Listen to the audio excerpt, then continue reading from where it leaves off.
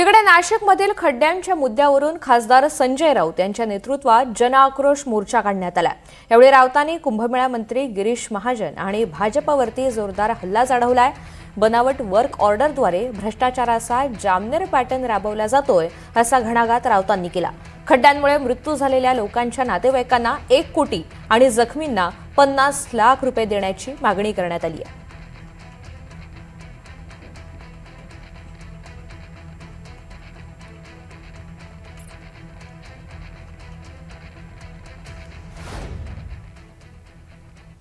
आम्ही नंतर येणार आहोत। सध्या खड्ड्यावरती आहोत। संपूर्ण कुंभमेळा भ्रष्टाचाराने भरभरटलेला आहे।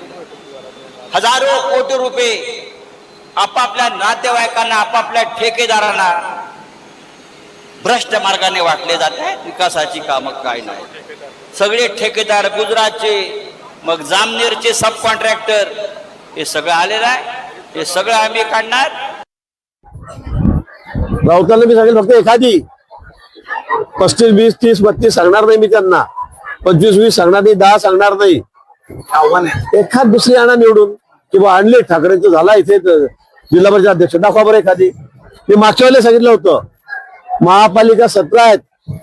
उद्धवजींनी फक्त एक आणावी राऊतांनी मिळून एका ठिकाणी कॉन्सन्ट्रेट करा, फार ठिकाणी बडबड करू नका।